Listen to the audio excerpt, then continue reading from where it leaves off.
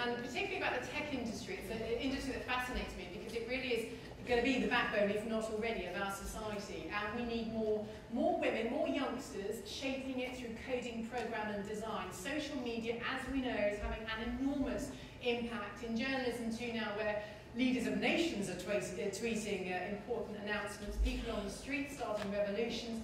We are in a new dawn, but it's one which, I mean, I don't know about you, but it's incredibly hard to keep up with. So let's find out what's going to catch on and what will really make a difference to our businesses and what's merely a fad or diversion. Here to make sense of it and explain why social business is important to business success, Jane Young.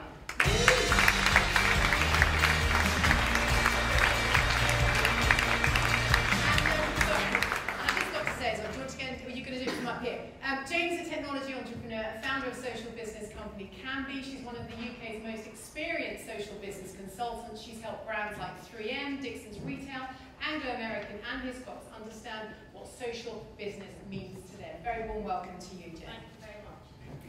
So before we get started, I thought, just to get the blood flowing again, can everybody stand up for me quickly, please? Because I'm going to make you sing. Not really. It's not that bad. It's not going to be that bad. Can anyone who is not a user of LinkedIn, can you please sit down for me? Well, I said I was going to do that. Anybody who's not a regular user of Facebook, can you please sit down as well?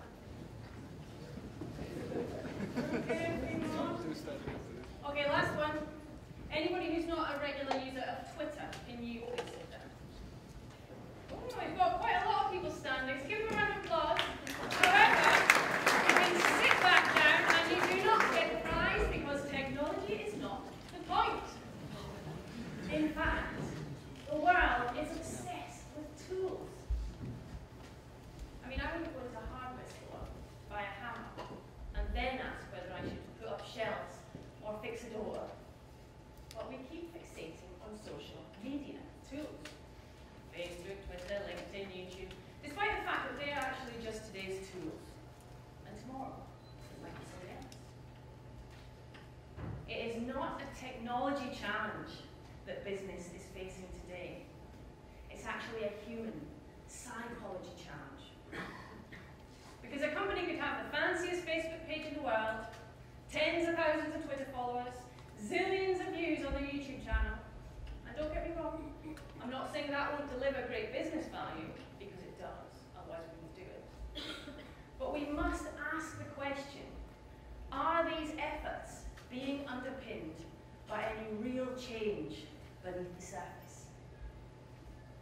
So social business is actually taking a bit of a step back from what's essentially a sort of worm's eye view of social media tools, to look at a much bigger picture of how we can gear up to cope with the always-on, real-time demands of today's social customer. And it's about thinking internally, how can we become more flexible and more resilient in an increasingly unpredictable world? So really, it's just about finding new ways to drive growth. And if you were to ask me for a definition of social business, I'd give you a very wide one.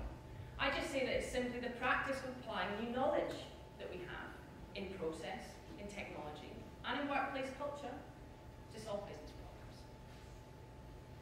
And in that sense, sometimes I think it's a shame we ever came up with a confusing term social business, because really it's just plain business. It's finding ways to do things better, faster, and cheaper. An important impact social media has had is social media has given everyone with an internet connection a platform from which they can share whatever they care about with the rest of the world. That could be brilliant news for brands. Ooh, positive recommendations, referrals, word of mouth, advocacy, engagement. And it could be bad and scary in the ability to amplify negative customer experiences or spread embarrassing faux pas, as lots of footballers find out on Twitter. So the truth, or not, is out there. And that means not only do we have to have plans in place to listen to and participate in and extract insight from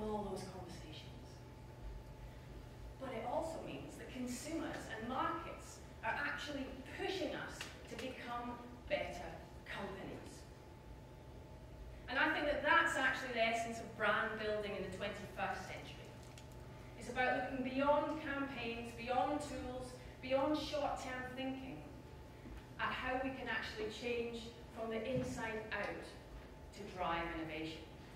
And that is what social business achieves. Weirdly, the time we find ourselves in now reminds me a little bit of what scientists went through in the early part of the 20th century. Because at that time you had all these atomic physicists, guys like Heisenberg and Bohr, and they were conducting all these new experiments. But every time they asked nature a question with one of these experiments, all of a sudden, nature would throw back a paradox, something that made no sense. And these scientists, they were in despair, because everything that they thought they knew about the universe and about reality was suddenly being challenged. It took them quite a long time before they began to accept some of these paradoxes, and before they began to ask the right questions. But eventually, out of all that madness and all that disruption, emerged the very precise and very consistent mathematical formulation of quantum theory.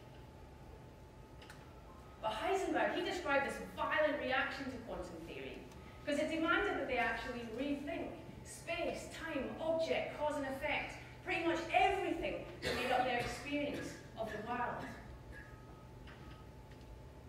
But all that chaos, all that craziness, it was necessary because from there they could actually start to really accelerate innovation from this whole new depth of understanding.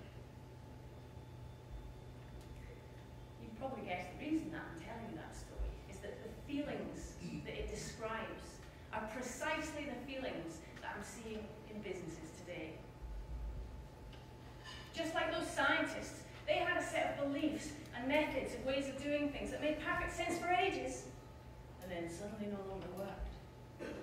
In business, we've kind of got a set of beliefs and methods and ways of doing things that made perfect sense right through the industrial age, but more recently, haven't worked so well, haven't necessarily yielded the same results, and in some cases have started to seem a bit inappropriate. And that's because the pace of change during the industrial age was nowhere near as fast as it is today. And they didn't have all the same levels of complexity that we have to deal with. In fact, at no point in history have culture and communications moved faster than they are today. And that is why I believe that we are already well into a new era. The era of headless chicken. Hands up if you kind of feel like these days you're always having to try and do more with less. Yeah, quite a few hands up. But let me ask you one thing. If the amount of stuff that you have to get done and achieve keeps going up and up and up, and the amount of time and resource keeps going down and down and down, and we cling on to existing practices, what can possibly happen? I'll tell you what now. In a few years' time, every single one of you will be working 24 hours a day, 7 days a week, doing 10 jobs each with a 5-hour budget. And although I'm sure you're all very talented, very smart, and I'm sure science is very advanced, I'm guessing that cloning each of you to deliver this is probably going to be a bit of a stretch. The status quo is not sustainable. Status quos never are. And that is why sometimes the only way to keep doing more with less is to deliberately disrupt the status quo, to open up and to leverage much wider networks of people to get things done. Do you know the average knowledge worker, they spend about half their time just looking for information? Typically 10% of all organizations' salary cost is frittered just on people trying to find the information that they need to do their job. It's huge, isn't it? Who feels like they're always drowning in email? It's getting worse, isn't it? Some research shows that email's costing companies up to, wait for it, 10 grand per employee. Think about having thousands of employees. It's crazy. I think that's actually unbelievable. It can't be right. But it's not just the direct cost. It's the privacy issues, security issues, disruptive interruptions, ambiguous, unclear messages. The knock-on time-wasting effect of email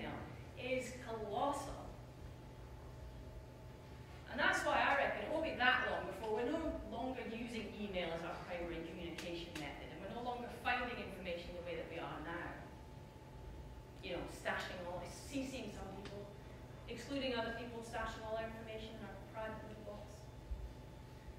Instead, in future, if we want to ask someone something, we will do it via our networks. We will consult the community. Because the wonderful thing about this whole internet malarkey is that you can connect with people instantly. That's pretty much all there is to it, really. And a community is just a bunch of people with a common interest talking about stuff.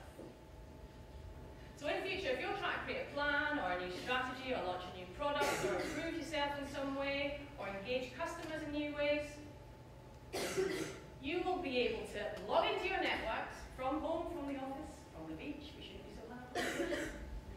And there you'll be able to find templates and conversations and plans and documents and everything that you could possibly need to get on with your work. And if you can't find exactly what you need, you'll just be able to ask. And because networks have scale and they're big, within minutes, maybe seconds, someone will answer. At the beginning, I said that it's not a technology challenge that business is facing, it's actually a psychology challenge. And I rest my case with this one because this technology already exists. This is kind of how communities and social media and the internet works. Some of you might even be in organizations that have invested in social tools like internal employee social networks to move further in that direction. But it's by no means normal. It's by no means the done thing quite yet. And that's because it's a psychology challenge. Because it requires a change of mindset. A mindset that is the opposite of not invented here. It requires acceptance that none of us know more than all of us. And it requires that we share our knowledge and our learnings and everything that we know or produce so that other people can find it and use it and add to it. It kind of requires that we give up secrecy and control. But imagine no more wheel reinvention. Just take 1 second to contemplate the cost of wheel reinvention in our lives, in our organizations, in the world. And before you roll your eyes down, oh gosh, just talk about some other stupid app I've got to log into and lose my password for and never look at again. No, that's how it is now. I'm not talking about that. I'm talking about a change that's much more fundamental. This is just going to become the way that we work. Transparent. We will not be hoarding all our work and all our assets locally. We will share everything, unless there's a very specific reason not to. And we will share our work much earlier. We'll invite feedback much more frequently. And we'll co-create with our peers. This is the big society that we have to look forward to now. Nothing to do with David Cameron. No more silos. Imagine that. Do you know that more information has been generated just in the past year than in the previous 5,000 years? It's estimated that just 1 week's worth of the New York Times contains more information than you would have received in your entire lifetime if you lived in the 18th century. Your phones contain more computing power than the original Apollo mission to the moon. So how lucky are we? We are the first set of humans on this earth to have all the world's knowledge at your fingertips. And every one of you has the freedom and the power to contribute to the world's collective brain and to draw from it whatever you choose. And that's why I didn't want to come here and talk to you about digital marketing campaigns and Facebook pages, because we can save that for another talk. And quite frankly, you can just Google it. I think I'm such an expert. It's not like any of this existed when I would have gone to university. Not that I went to university. But anyway, you can find out almost anything. Just think about how much power that gives you.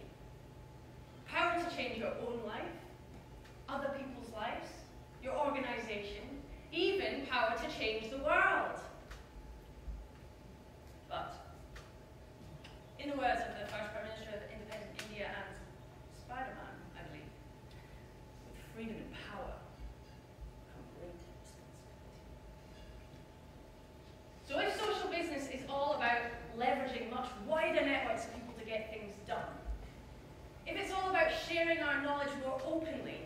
so that we can solve problems and make better, faster decisions.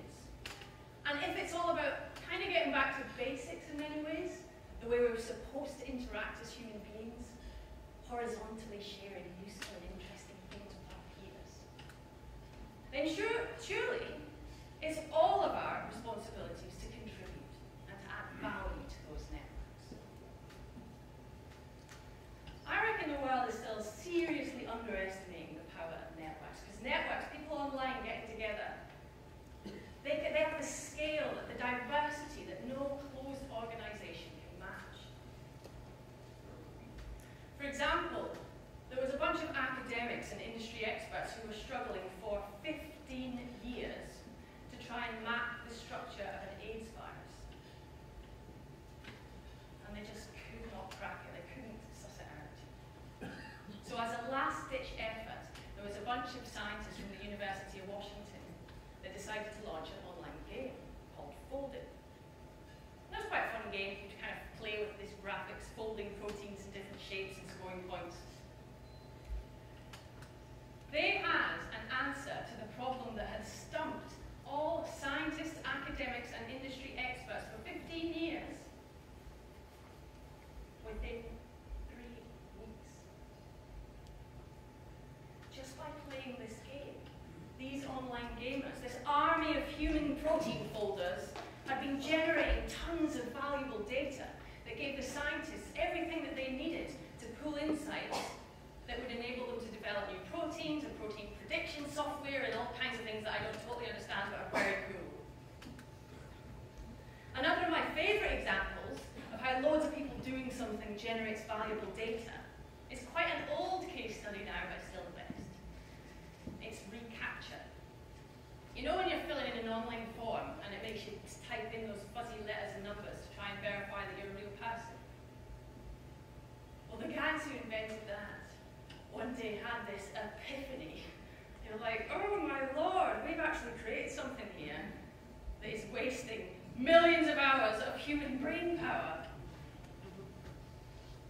So what did they do? They decided to pivot the business model. They decided to tap into this free labour and to turn all this individual work into collective productivity. How did they do that? Well, they changed the system a bit so that it started to use images from failed optical character recognition scanning jobs. So that every time we've been trying to suss out those fuzzy letters and numbers and type them in, so far, unbeknownst to us, we have helped to translate and digitize over a century's worth of newspaper and print archives. I think that's awesome. And there's endless ways that we can use the power of the crowd, you know. Now, and many of them are nothing new. Contests, for example. In 1714, British Parliament launched the Longitude Prize because guys like Isaac Newton couldn't suss it out. And the winner of that, I think, was a bloke called John Harrison. He was a carpenter and a clockmaker from rural Oxfordshire. And he invented this clever chronometer that enabled you to exactly triangulate your location. He won a fortune for this at the time, 15 grand. Then there's the Google X Prize, Google's Lunar X Prize. Google have put up $30 million for the first team who can launch a rocket into space, land a robot on the moon, and transmit data back to Earth. Quite ambitious, I would say. Then there's the Nokia Sensing Challenge. Nokia have put up $2.5 million for anyone who can accelerate the availability of sensor technology and hardware and software for healthcare and well-being. I actually reckon that healthcare and space are the two most fascinating places to look for inspiration in all things social and digital. Which isn't actually that surprising when you think about it, because our human desire to survive and to explore is so strong. In health, for instance, do you know we spend pretty much all of our healthcare money on the last 28% of our lives? Which is a bit nuts in some ways, isn't it? But imagine we each understood our individual genetic makeup. Plus, we were maybe wired with sensors, maybe in our clothes, maybe our headphones. Apple have patented that, not that. And so that any time there was some sort of spike in our vital signs, say, we could maybe get an alert. Maybe we could plug ourselves into a diagnostic like we do our car, and download our data, get a diagnosis without even visiting the doctor. I mean, this already exists. This is already happening. It will become mainstream. We have all the technology. I personally can't wait. I've got a really dodgy family history. There's loads of cancer and things in my family. All on my mum's side. My dad had cancer, pretty serious. He recovered, and then my mum got another type of cancer, and sadly she passed away a couple of years ago. So I was thinking, my God, maybe I've not got very good genes here. So I decided that I would send off for a DNA profile from a private company called 23andMe. Has anyone else done that? See, I always get these blank looks, oh, that sounds weird. One day someone will say yes. Basically, you spit in a tube, send it to California, within a few weeks you get your full DNA profile back. And you can also, it's all a community thing, so you can connect with other people that share the same DNA as you. Very cool. Anyway, it turns out that I don't have any of the dodgy cancer stuff I was expecting, so that was really good. I do have a slightly higher than average risk of heart disease and diabetes. Scottish genes. I also have a mutation in my DNA that's related to hypoglycemia and fructose intolerance. So now I have an excuse as to why I'm grumpy when I'm hungry. And I've got fast twitch muscle fibers, the DNA of top athletic sprinters. And I'm 2.3% Neanderthal, which is 0.4% less than my father-in-law. So by doing this, not only am I getting loads of information that's going to maybe impact my behaviour, maybe it's going to enable some preventative action, but also by doing this, I'm actually contributing to this big, ever-growing, vast pool of data that this organisation is gathering on human genetics and ancestry and global health, which I think is a wonderful thing to do. The networks can get amazing things done. Very, very powerful. That's just one example of how private companies, pretty cool, innovative startups often, together with people sitting in their houses on the internet, are taking over from government institutions and large institutions generally. Google flu trends, for example. Google is now a more accurate predictor of outbreaks of flu virus than any government health body. Simply because they can look at what people are searching for before they even visit the doctor. Now that is big data in full swing. The space race, it no longer just belongs to NASA, nor even Richard Branson and his cool, funky Virgin Galactic missions. It belongs to networks of enthusiasts, many of whom are amateurs, sitting at home. There's a fascinating startup called Mars One that has actually started to recruit some of these enthusiasts, normal citizens, to commit to 10 years of astronaut training, then take a one-way ticket to Mars to start a permanent human settlement. Now, the fact that they've had probably 100,000, maybe more by now, applications means I'm not yet too much in a panic about the fact that my husband is one of them. No offense, like.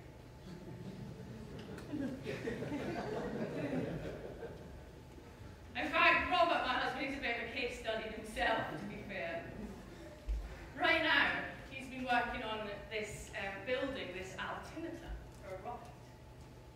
Now, this is a kind of gadget thing you stick inside a rocket so that you can track its trajectory and its altitude and all different things. Now, he's not got any sort of degree in aerospace or electronics or anything like that. We're from Shetland. He left school when he was 15 to run a fish farm. But he has committed to lifelong self-education, as am I, pretty much on Google. Tapping experts in forums, sharing ideas, learning from your network, from your peers, driven by passion Some of the components he uses from open hardware companies. Companies that have established themselves specifically to provide building blocks to help innovators sitting at home make cool stuff, like Arduino and Raspberry Pi, who make computer brains and circuit boards and stuff. Other components for his little gadgety things that he makes just come from eBay, because you can get pretty much everything on eBay. In fact, the posting must be a bit suspicious of us, I think. There's all these weird packages arriving from China and Hong Kong. There's all there can be that much call for solid rocket fuel and space tape in London W3. I bet what I was about to say is 14. But he's also creating this piece of software, which is essentially a sort of dashboard. So that when you launch a rocket with this altimeter inside it, you'll be able to look at its trajectory on the screen. You'll be able to see all the live data coming in, how fast it's going, and all these other things. Bear in mind, he's not a computer programmer either. In fact, he doesn't really write code. So you can see just how much easier it is becoming for anyone to make anything. This is the generation of makers, limited only by their talent and by their imagination.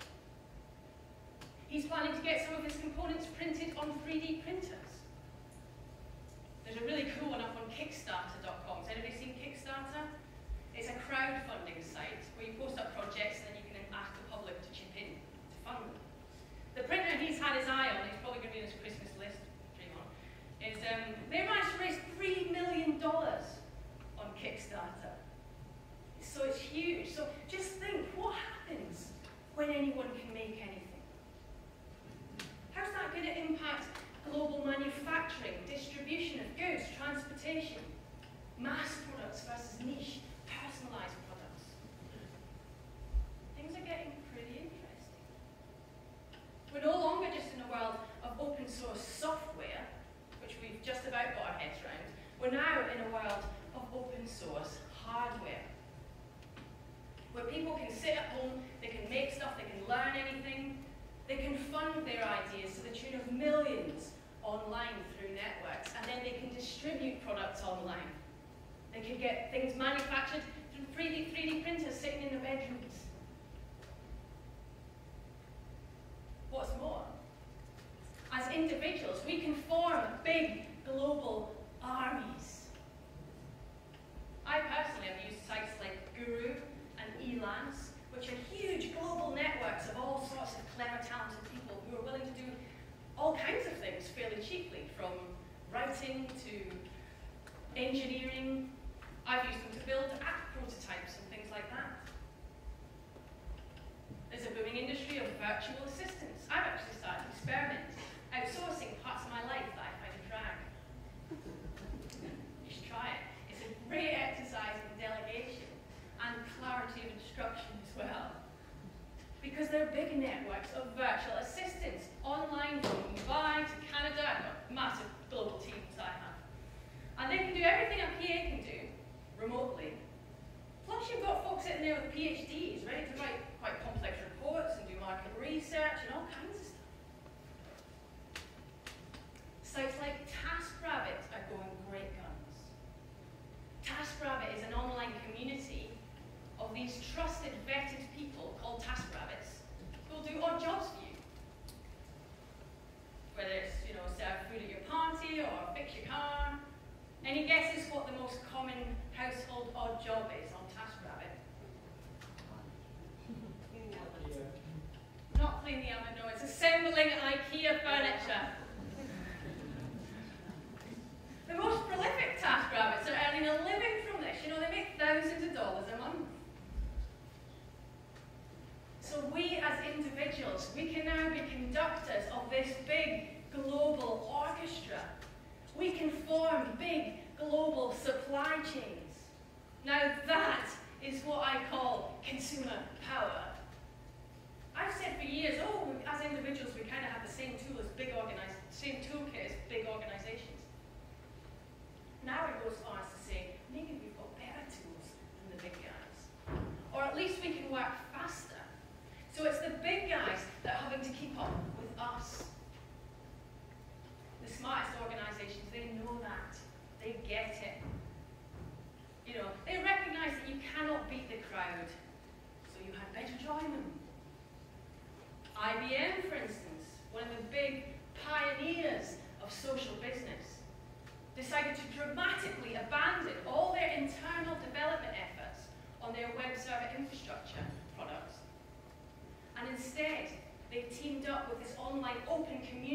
developers, the Apache community.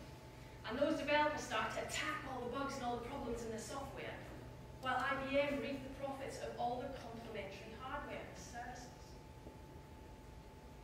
Ford have been making interesting moves as well. Ford decided that they want to convert their electronics, entertainment and hardware systems to an open platform online so that developers can innovate. And the reason they've done that is because they think it'll drive more demand, more value for their products. But also maybe it'll stick them in a spot where they can start to think about competing with the likes of Google and Facebook, who, when you think about it, kind of have their own automotive-related offerings in mapping, social information, traffic alerts, geopositioning.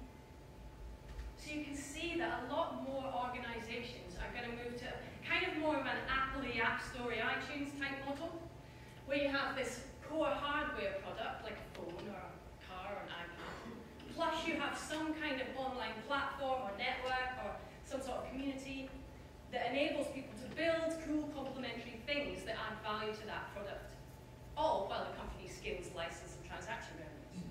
Nice. The more the community makes, the higher the value of the product. Win-win. Networks are incredibly powerful. Every single organization is full of unsolved problems. The world is full of unsolved problems. And often our personal lives are full of unsolved problems. And maybe some of these problems, they're so complex that perhaps networks are the only way to solve some of them. Now, just bear in mind that every example that I've sort of talked about today is pretty much things that are happening right now or have been happening for years. So what seems novel now will soon be normal. It will be normal for nearly every product company to have some kind of online platform where people can make stuff, cool complementary stuff for that product. It will become normal for all of us to share our knowledge openly so that we become a trusted educational resource that others can rely on.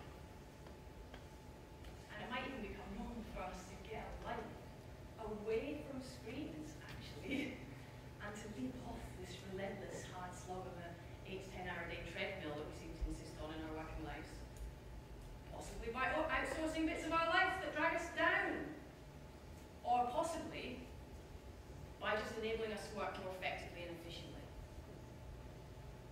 So, the question is, do we cling on to traditional thinking for as long as possible? Or do we rid ourselves of it entirely so that we can actually get on with creating the future?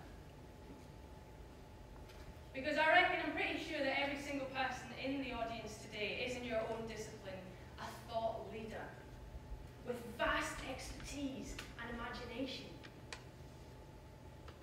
So maybe now is the time that we each become 21st century game changers, change makers, conducting business and learning and teaching in a more open, human way. So, as we go forth into this era of network communications, don't ask what opportunities you're going to get to do great things. Ask what great things you're going to do to get opportunities. Because the future is not just some place that we're going to go. It's a place that doesn't exist, that all of you get to create.